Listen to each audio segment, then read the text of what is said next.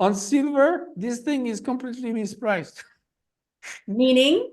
Yeah, it's completely abnormal to be. I mean, now it's rising a bit, but it was at 90 times in a situation of stagflation. This is completely absurd. And I could not understand. And some people, I started to understand. Some people say, oh, people don't like silver because silver is not a good hedge. It's not a precious commodity. It's always been a precious commodity. You just polish it and it's shiny. And that's and and also there is this question where people think that we'll go into that gold is money because it's rare. No, it's not rare. It's a precious metal. There are rare metals which are much rarer and they have a low price because nobody cares. There's little demand for. It's not shiny. It's not nice. So we're gonna go into that.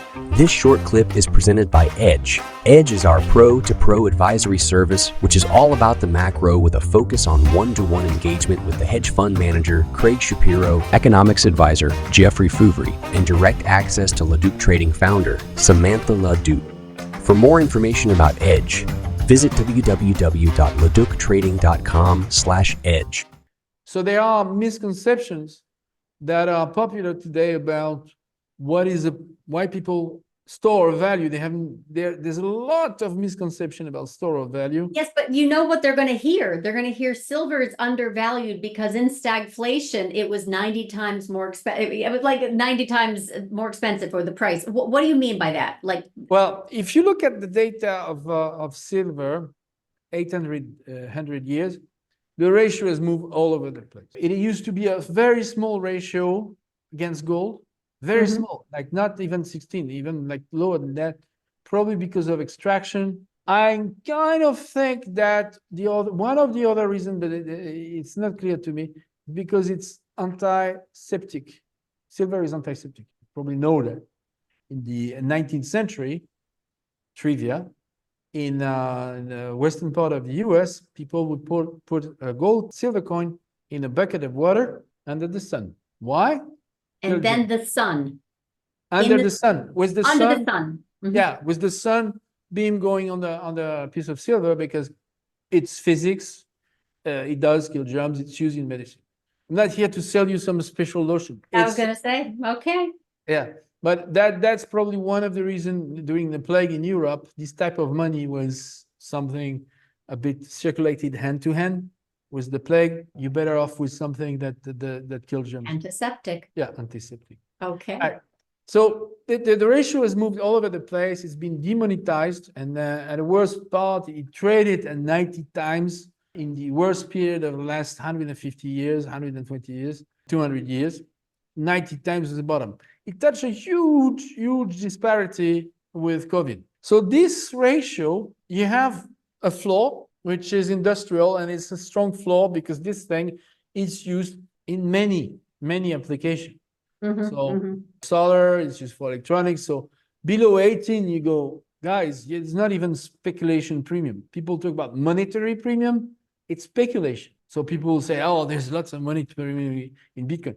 It's speculation. The real use of gold is jewelry. Central banks are not speculating. They need a token, a settlement token. It's not here to, we're going to speculate on the price of gold. It's a token of settlement and chips. And the rest is spec. Okay.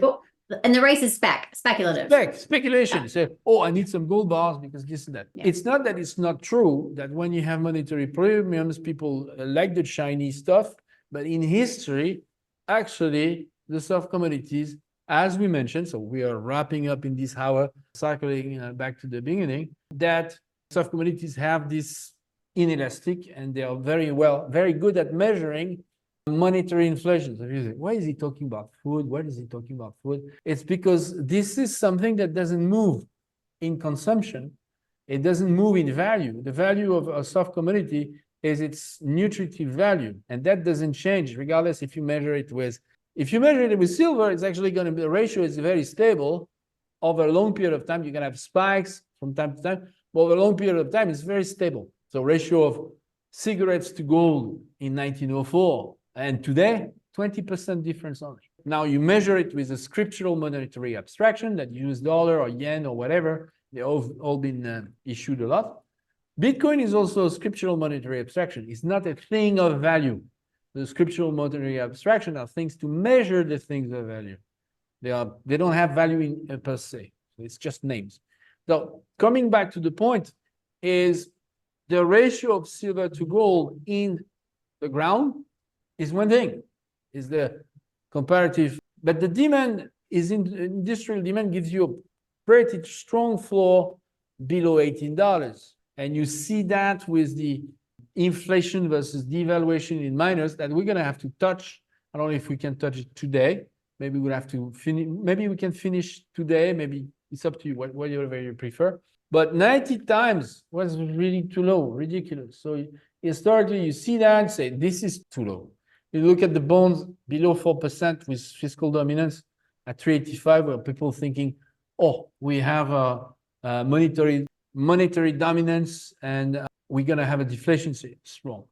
Okay, you see things that people don't want in China because they don't want to dance. No one is dancing in China with some stocks and say this is wrong. So this is the type of concepts and the idea we are looking at. Say what is really wrong and why. It's most of the time it's psyche, and currently some people have the wrong idea that something that is very useful is not a good store of value, and that's completely backwards, and that's feeding up into Bitcoin, actually. Because we'll have to spend special time on that one. But I understand you touched upon the key level right here, which was silver is still in play.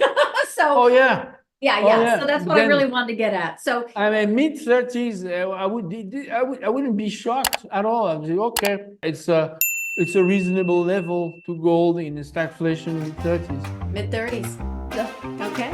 The full episode is available to Edge paid members. For more information, visit LaDucTrading.com/edge.